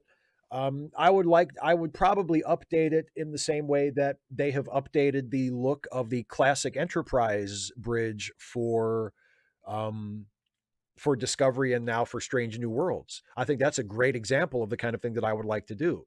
The Enterprise bridge on when you glimpsed it in season 2 of Discovery, and now that we're going to see it again, and it's not exactly the same. They've redesigned it a little bit for Strange New Worlds, but it's the same basic aesthetic. That's the kind of thing I would probably want to do for like the Star Trek 6 bridge. Have it look like that, but reimagined a little bit through a more modern lens. So don't change it like radically. Don't make it totally different, but just, like you say, update it, modernize it a little bit. But the same idea, like mechanical switches, handrails, like lots of sort of metal surfaces. Don't have it be like bright and shiny and spotless like the touch screens on the TNG bridge and stuff like that. Have it be a little more mechanical, a little more tactile. But yeah, update it for sure. Yeah, absolutely. But update it with that kind of Discovery / Strange New Worlds kind of visual retcon thing in mind. CMAC. Oh my God. Gettysburg was so much better than Gods and Generals. Okay, so I went to see, I think I've told this story before, but I'll tell it again because maybe not everybody has heard it, and it's a good story, and I don't have that many good stories. So I went to see Gods and Generals when it came out in theaters in 2003, 2002, 2003, somewhere around there. I went to see Gods and Generals because part of it was shot around here. They shot some of the battle scenes in areas around Hagerstown in Washington County. So I went to see it. It's horrible. It's a horrible movie. It's not just for the Southern apologist stuff. Like, I mean, that you're right. That they really lay that on thick in Gods and Generals, and it's terrible. But even without that, Gods and Generals is just a bad movie. Even if you take out the Southern sympathy stuff, like it's just a really lousy movie. And it feels like it's about 12 hours long. It has an intermission. And when it got to intermission, I seriously considered leaving. Like I was there with a friend of mine. And when it got to intermission, neither one of us was enjoying it. And we looked at each other and kind of had a come to Jesus moment of like, are we doing this? Are we watching the rest of this movie? And we did. We stayed and we watched the rest of the movie, and it was terrible. But before that, rewind about 25 hours when we're standing in line to get the tickets. We're in line to get our Gods and Generals tickets. There's a guy in line right behind us who is completely kitted out in a Civil War uniform. He's like a reenactor. Thankfully, a Union soldier, not a Confederate soldier, but he's completely decked out in his Union soldier's uniform as a reenactor. And we're just standing in line waiting for our turn. And I just kind of glance back at him, and he sees me and just, we give like a little nod, like, hey, how's it going? And I say to him, so you going to see Chicago? And he chuckles and he's like, yeah. And that was our moment that we shared. So that's the story I want to just share with you. John Burns with a super chat a little bit ago that I missed says, you think if Elon Musk has a hint of sexual inappropriateness, it would ever get out? Same with business dealings. Rich is a character flaw. Now, being rich isn't inherently a character flaw, but I mean, it certainly gives you a lot of insulation if you do happen to have some pretty big character flaws, like you pointed out. You know, if there are skeletons in his closet of that nature, I mean, he would certainly seem to have the power to keep them quiet, or at least would be better able to keep them quiet than someone who lacked his resources, right? You know, and I mean, I don't know if it's a coincidence that so many incredibly rich people also seem to be huge scumbags. Um, and Geigen Greg with a super chat says, "What's your opinion of the villain of Search for Spock, Krug, as played by the indomitable Christopher Lloyd?" I like Krug a lot. I think Krug is a really fun villain. I think it's great that Christopher Lloyd played a Klingon and made no attempt to do a to do like a Klingon voice at all. He was basically just Christopher Lloyd with a little bit more of a rasp than usual. I thought it was great. I like Krug a lot. He's a great one-off villain. Like, I don't think he's like, they kill him off at the end of the movie, and that's good because I don't think he's a strong enough villain that you would even want to bring him back. He's a one-off bad guy. He's like a bad guy of the week. And he's and in that role, I think he's fantastic. So I like Krug a lot. I mean, he's not Khan, and he's not General Chang, who would come around later, but he's good. You know, he's fine for what he is. JD Lewis, yeah, Krug was cool, but Chang was the best. That's kind of where I'm at. Kemp Chalmers says, "Do you think Musk hunts his fellow man for sport?" Yeah, he probably owns an island in the Caribbean where he does that sort of thing. I mean, I assume most really super rich people have their own private island where they hunt the most dangerous game of all, man. I think that's, you know, probably a given.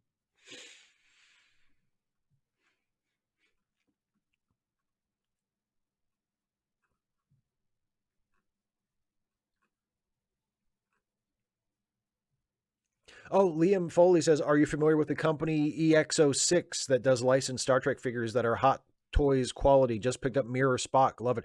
Yes, I don't have any of those, but I have seen, you know, you said Mirror Spock. I know they've also done a Janeway and a Picard and a Data. And I think they're about to release a Cisco as well. And they're like, I think they're like 12 inches, right? They're like 1/6 scale. And they look amazing, like incredibly detailed. Like they look really, really cool. John Burns, Zack Snyder's Gods and Generals, the 15 hours. Yo, God, please don't put that out into the world. 255 AD, why was it still socially acceptable to do Lost Cause movies in 2003? That's a really good goddamn question. That's a really good goddamn question. Why was it socially acceptable? It definitely shouldn't have been.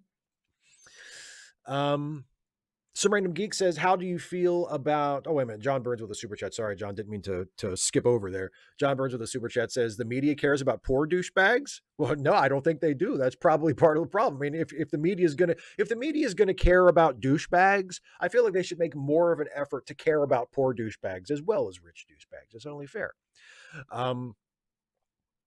The media doesn't care about poor people, period. Whether they're douchebags or fucking saints, the media doesn't care about poor people at all.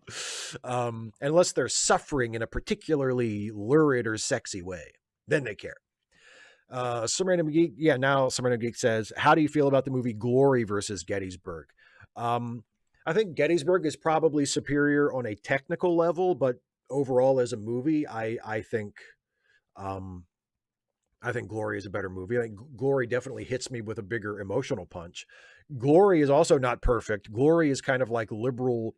Glory is like white liberal porn, you know, where it's like, oh, the brave black soldiers of the 54th, and oh, the noble white officers that led them and were such role models for them, and you know, stood up against slavery. Like, not that any of that is bad, but it's definitely aimed at a particular audience. Like, it's definitely like middle class white liberal moral pornography of like, oh, isn't this nice? Isn't this good? Aren't these wonderful, good people fighting for such a noble cause? And wasn't all of that a shame? Like that kind of thing. But despite that, despite the white saviorness of it, it is a really, really emotionally impactful movie. I think Glory is a really good movie. And I think overall is a better movie than Gettysburg. But Gettysburg is superior in certain ways. Keurig 2011 with a member message says, so this Wednesday is The Search Part 2. I can't wait for the big reveal. This is Dana's first time watching the show. Yes, Dana does not know what the big reveal is. And she may watch this stream later after she gets home from her thing tonight or watch it tomorrow. So I don't want anybody to give it away what the big thing, what the big twist is in The Search Part 2. But I'm curious to see. My prediction is that she will not have any reaction to it. I think she'll just be like, oh, you know what I mean? Like, I don't think she'll have like a big emotional reaction to it, but I could be wrong. Joe McClory, that is a great way to describe it. Glory is the Civil War version of The Help. Oh man. Yeah. Way better movie than The Help. Like, I think Glory is a good movie. I don't know if I would even call The Help a good movie, but yes, same kind of thing. Totally. I agree with you completely. Super chat from John Burns, who says, is it possible that Musk is in the position that he is in because he's not some mustache twirling villain, unlike others who feel entitled like Trump? I think it's certainly possible that that he keeps his shittier personality qualities. He keeps a lid on that stuff maybe more than Trump does, but he lets it out. Like, I mean, if you follow him on Twitter, he's obviously a jerk. You know, like he's a big, thin-skinned, petulant crybaby jerk, in addition to probably some other things. So it's not like he keeps a lid on it completely, you know. But maybe he is. I mean, God, is anybody as bad in that way as Trump? So I know. Radical Bacon says, okay, Steve, what the fuck is a Sheetz? A Sheetz is I think every region of the country has them. It's like a gas station convenience store type of thing that makes made to order food. So it's like a deli / gas station / convenience store. That's Sheetz. And I'm probably going to get lunch there tomorrow for cheat day. I'm probably going to get a BLT sub for lunch from Sheetz.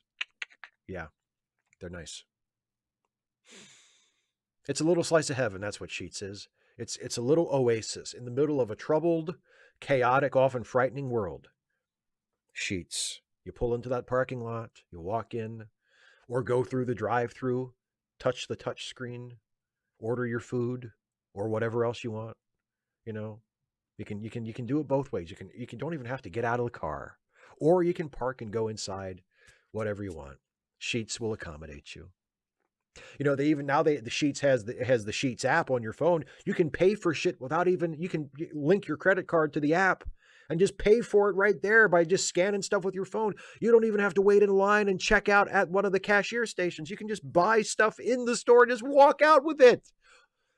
Sheetz. Sheetz.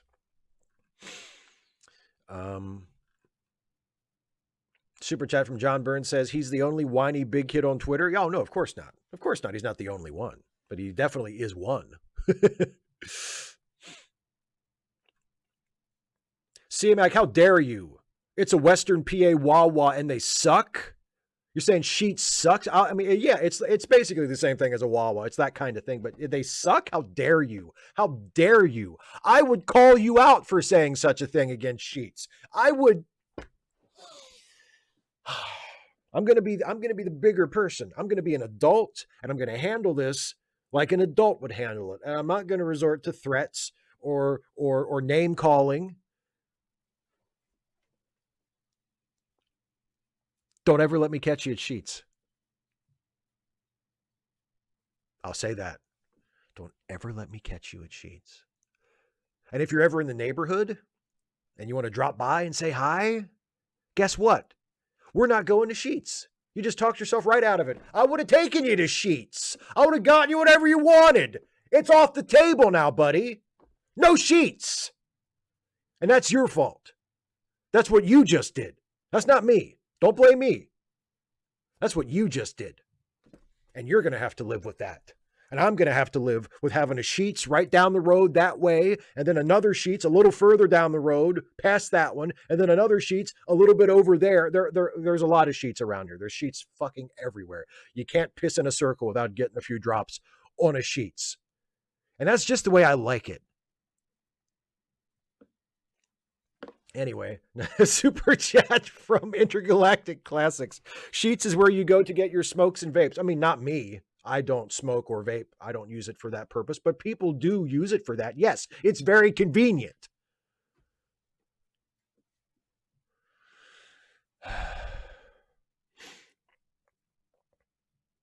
Oh, some random geek. Yes, I will retweet that. Yes. Thank you for reminding me about that.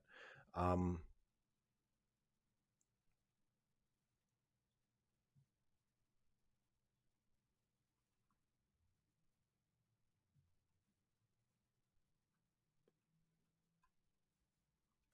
25AD says, the battlefield. Do you ever think this is just a boring spot of land where an interesting thing happened one time? It's just be failed if the thing happened elsewhere.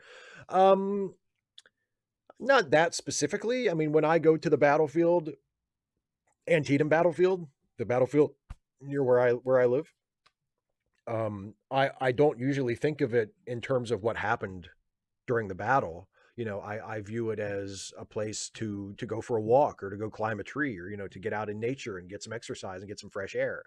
You know, I don't often think of it as a battlefield. I'm not always in the moment conscious of what happened there and why this land has been set aside in the way it has. I mean, I feel like, you know, I mean, maybe I should be more mindful of that because it's not, I mean, what happened there was very important and very significant in history, you know, but in my everyday life, when I go there, it's not for that reason, it's for recreation, you know? So I don't think of it in quite that way. Joe McClory, you piss on your sheets? No, I would never. I was speaking metaphorically, Joe. I would never piss on my sheets, and I would never piss on sheets unless it was in the bathroom, which are conveniently provided and always kept clean and well stocked. People talking shit about sheets. I never thought I'd see the day. John Burns with a super chat says, was Casper Van Dien in Starship Troopers because whipping an actual South American Filipino mixed future human would have been seen as racist? I guess that's from the book. Was his character South American / Filipino in the book? Maybe. Is that what you're getting at there? I don't know. Maybe, I guess. I don't know. Radical Bacon, I'm waiting on my first paycheck. What should I do once I'm officially off food stamps and Medicaid? Ooh. Go to Sheets. You should go to Sheets. And I would recommend you can get a pepperoni sub. Ooh, it's like eating a pizza sandwich. Or let me see. The fried cheese curds are good. The fried or the mozzarella sticks, the onion rings. I mean, you get like the fried apps sampler maybe, you know, right? And maybe a burger made to order. All made to order. Choose your own toppings, whatever you want.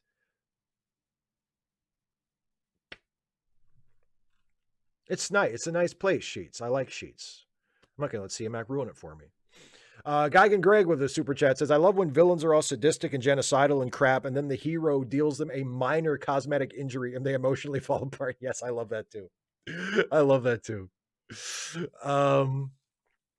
Geigen Greg says, 100% certain you've mentioned, but any book recs? Not really. I haven't read a whole lot lately. I can't really offer any book recommendations. Sorry, but if anybody anybody else watching has a book recommendation, please feel free to drop it in. Liam Foley says, Steve, the difference between a confederation and a federation is that membership in a confederation is voluntary, while the membership in a federation is not. Is Trek using the wrong terminology? Apparently. Apparently so, yes. Pedro Noguera says, what should I do with my life since there's no Sheets in Brazil? I mean, nothing to do but just wait it out, man.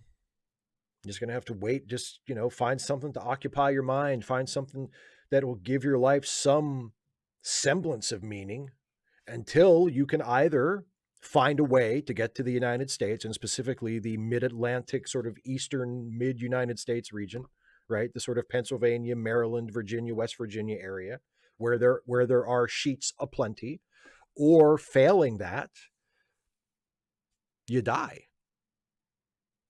That's really the best you can hope for. I would like to. I hope. I mean, Does Brazil have something like that, like a gas station, convenience store, restaurant type place? There's got to be some equivalent.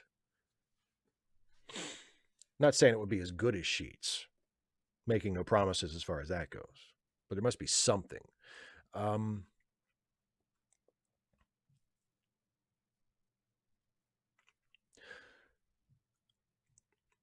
John Burns says, "Are you willing to wait until the end of the Johnny Depp Amber Heard trial, or are you ready to give your verdict now?" My verdict is I don't really care. I think the truth is they were probably mutually abusive to each other. I think Johnny Depp was probably the worse offender of the two, but I think they were probably mutually abusive to each other. That's the sense I get. I'm certainly not team Johnny Depp. It really kind of annoys me to see like the Johnny Depp cult coming out in force and demonizing Amber Heard when Johnny Depp is obviously a deeply, deeply troubled person.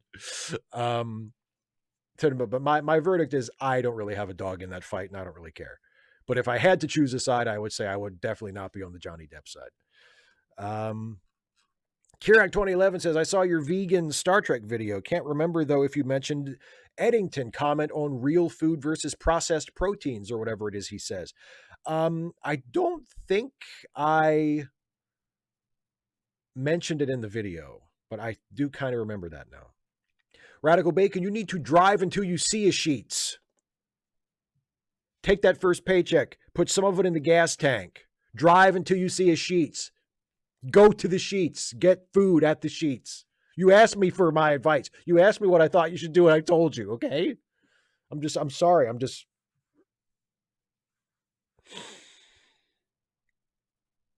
very defensive about Sheets. Super chat from Carlisle the Cinephile. I had to step away for a bit. Did you ever answer my earlier super chat about the Batman 2? No, I didn't see it. Did you have a super chat about the Batman 2? I missed it. I deeply apologize. But no, I did not see that. Oh, there it is. If you could choose the villains in the Batman 2, who would you choose?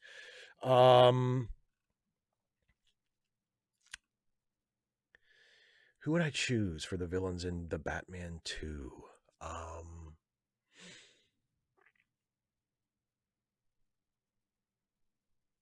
The Trigger Twins. I don't know. Actually, you know what? Maybe I would like to have Robin in the movie. I would like for Robin to be in the next Batman movie, so it would be a villain that would have something to do with Robin.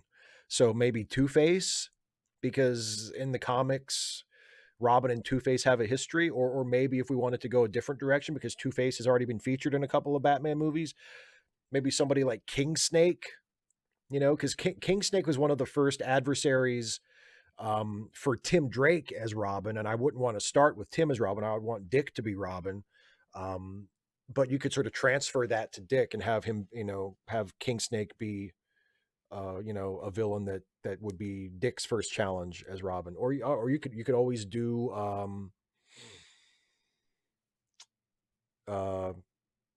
Slade Wilson. What's his fucking name? Not Deadshot. Yeah, Deadshot, right? No, not Deadshot. Deathstroke. Deadshot, Deadpool, Deathstroke. You could have Deathstroke be the villain because Deathstroke eventually becomes a villain of the Titans and therefore a villain opposite Dick. So maybe, something like that. Or maybe just some fucking mob guys. Just, Tony Zuko, the guy who kills Dick's parents. And they just have the villain be Tony Zuko. Don't have like a big colorful Batman villain.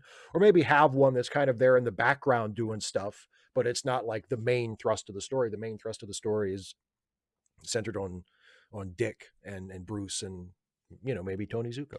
I don't know.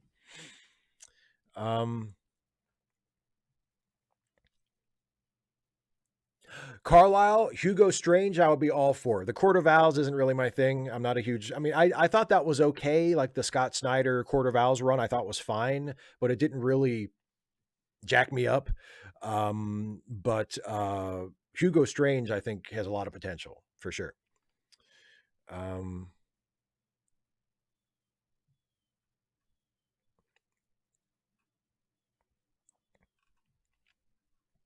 2D5 AD says, when did the battlefield get turned into a historic site? With these historic sites, I sometimes think, what was here like 5 years after the thing? It was mid-century, I think. I'm not sure when the battlefield officially became a historic site. It was probably sometime in the early to mid 20th century, if I had to guess. But I don't know off the top of my head. But it was private land before that. It was like, privately held farmland and stuff. And then it was bought by the state and turned into a park. Hey, M. Loudon. Well, you got here late, but you still got here.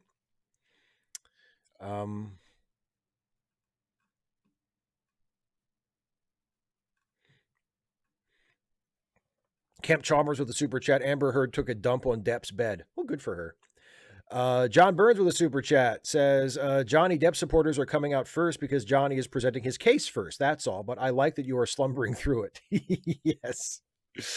Ooh, Pedro, Hugo Strange and Ventriloquist. Yeah, Ventriloquist would be cool. I like Ventriloquist is a really interesting Batman villain. He's like, because he's incredibly wacky and weird and like outlandish, but still plausible. Because like there's nothing supernatural about him. It's just like a guy who like a lot of Batman villains, a guy who has a very idiosyncratic form of mental illness that makes him express himself through a ventriloquist dummy that he presents as a separate personality. I think it would be a really good Batman villain. Radical Bacon, nearest Sheets is an hour and a half away. Well, then you're taking a road trip, my friend. If you follow my advice, like this is just me, putting it out there.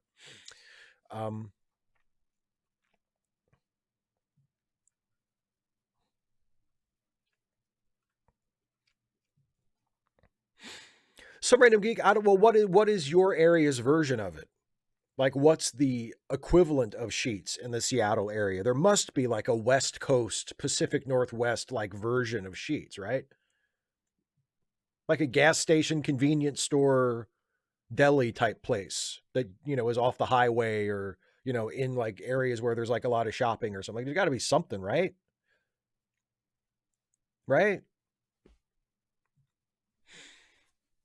John McWhat says, if you did a plausible version of Clayface, how would you do it? Why would I want to do a plausible version of Clayface? If I did Clayface, I would do Clayface. I wouldn't be hung up on doing a plausible version. I would just do Clayface. Now, I will say, I have always been a fan of the original Clayface, who was plausible because he was not a shapeshifter. He was just a killer who wore a clay mask.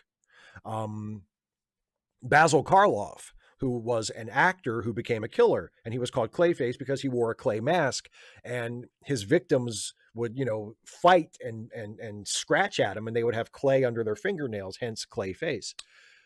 So you could do a story about actually, that's a really good idea. The original. Ooh, I might change my answer. Instead of Tony's, or maybe no, Clayface could be like the supervillain who's doing stuff in the background. So the main story would be focused on Dick Grayson and Bruce Wayne and the Grayson murder case sort of thing, and Dick becoming Bruce's ward and becoming Robin and all of it. Like that would be sort of the main action of the movie, but there would also be like a subplot with a Batman villain doing some shit, and that could be the original Clayface, Basil Karloff, because I love that character. I love the original Clayface. So you could do that and make it plausible. But if you're going to do like Clayface 2, like the shapeshifter Clayface, that's not going to be plausible. But I think that's okay. Like, I don't think it needs to be plausible. It's Batman. Like, it doesn't have to be plausible.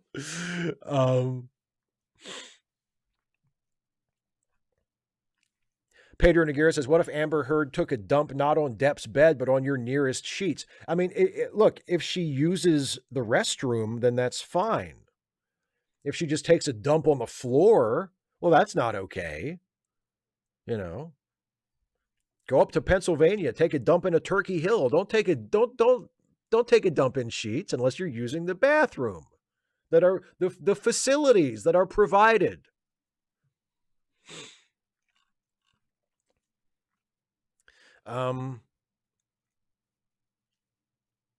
255 AD says, have you ever looked into what historical sites were like before the 20th century? Basically, every medieval castle and Roman amphitheater spent centuries as a ruined waste dump.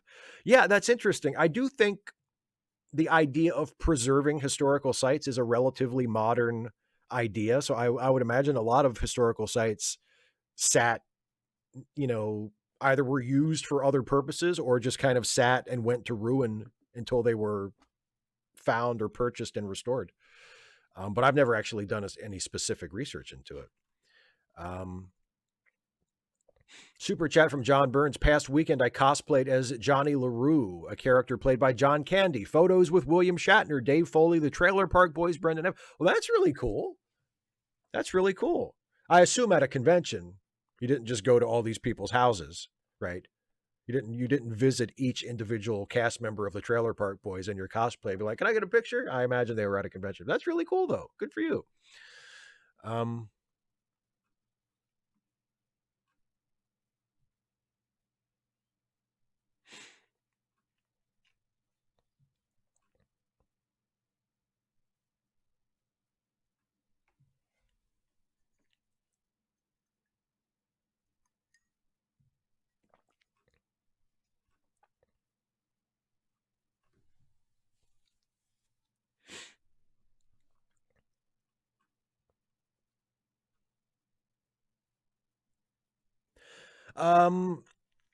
Cast Iron Chaos, I agree with you, but I would have gone with Sandman instead of Venom.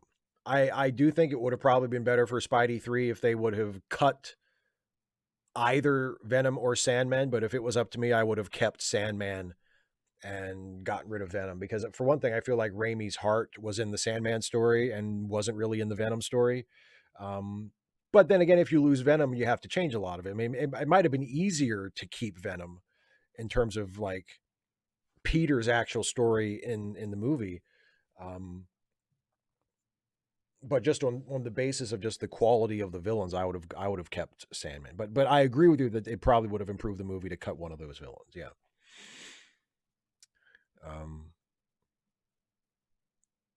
Yeah, Pedro, exactly. The original Clayface. I mean, God, the character's name is Basil Carlo.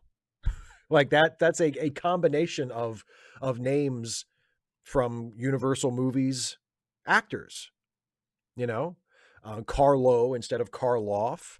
And Basil is probably Basil Rathbone, who before he played Sherlock Holmes was in some Universal horror movies. Yeah, he's a classic. It's like a classic 1930s, 1940s B movie actor name given to a Batman villain. Yeah, I would. Now that it's been brought up, like now that it's been introduced, like, and of course, yeah, Boris Karloff, Basil Carlo, Boris Karloff. They sound similar.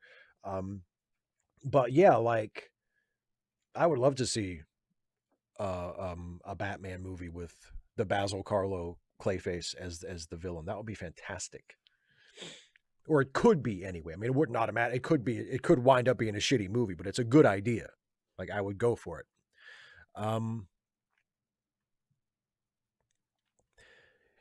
Kane 20C says currently caught up on late seating, 50 episodes till caught up on Ensign's Log. Well, that is awesome. I hope you've enjoyed late seating, and I hope you are enjoying Ensign's Log, and hope you get caught up real soon. Actually, speaking of the Ensign's Log, and I see some random geek putting in the charity links and stuff, it is about time to wrap up the show. So, 255 AD, I think I did know that actually. But the Sandman creation scene about the CGI physics simulator. Yeah, because that is such a beautiful scene. The moment when he reconstitutes himself in the sandpit there is so beautiful. Really, really well done. And yes, Curtis T, I have seen that deleted scene. I'm glad they cut that scene from the movie, because I think it didn't really, it would have just been kind of a distraction in the movie. But as a scene, it's a really good scene. I like the scene a lot.